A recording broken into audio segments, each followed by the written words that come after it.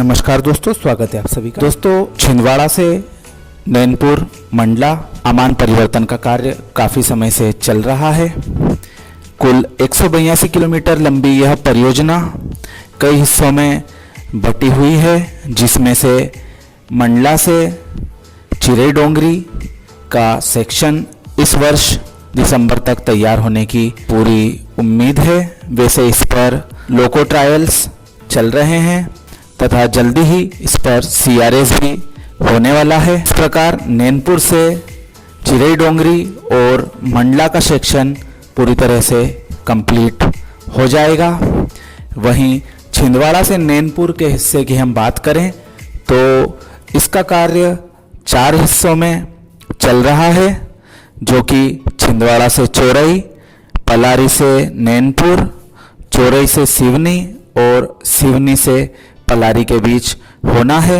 इस railway line के इतिहास पर हम नज़र डालें तो सतपुड़ा रेलवे के अंतर्गत 1905 से 1911 के बीच इसका निर्माण किया गया था। नैरो गेज ट्रैक के रूप में यह 1 अक्टूबर 2015 को आमान परिवर्तन के लिए बंद कर दिया गया, जो कि वर्ष 2010 और 2011 के रेल बजट में स्वीकृत हुआ था। उसके 5 साल के बाद में वर्ष 2015 में इसको बंद किया गया तथा उसके काफ़ी समय के बाद इस ट्रैक को ब्रॉड गेज में बदलने की कार्यवाही काफ़ी धीमी गति से वर्तमान में चल रही है। इसके लिए बजट की भी काफ़ी समस्या आई। क्षेत्रीय जनप्रतिनिधियों के द्वारा प्रयास किए जाने के बाद में पर्याप्त मात्रा में बजट का आवंटन छिंदवाड़ा से नैनपुर के हिस्से के लिए हो पाया। उसके पहले नैनपुर से चिरई डोंगरी का ट्रैक वर्ष 2018 में शुरू हो चुका था। वहीं आने वाले समय में हम उम्मीद कर सकते हैं कि रेलवे की डेडलाइन है दिसंबर 2021, लेकिन इसका तब तक पूरा हो पाना काफ़ी मुश्किल लग रहा है। पिछले दिनों छिंदवाड़ा से इतवारी तक हुए गेज कन्वर्जन के बाद नागपुर की ओर से मालगाड़ी छिंदवाड़ा की ओर जाना शुरू हो गई है।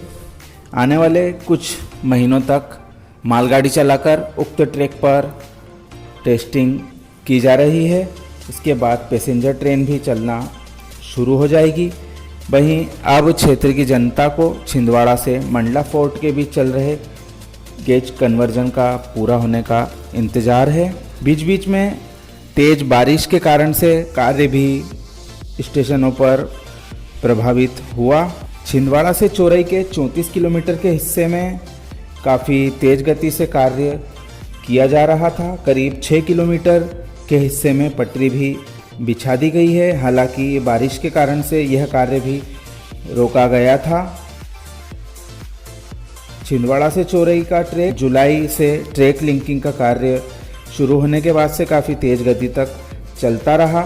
वहीं फरवरी 2021 तक इस हिस्से का काम पूरा करने का लक्ष्य रखा गया है। इस चरण के बाद नैनपुर से पलारी का कार्य भी फाइनल स्टेज में पहुंचने वाला है तथा आने वाले समय में यह दूसरा चरण भी छिंदवाड़ा से चोरई के हिस्सा पूरा होने के बाद में कार्यान्वित हो सकता है। नैनपुर से पलारी के बीच पटरी बिछाने के कार्य में भी काफ़ी तेजी आई है।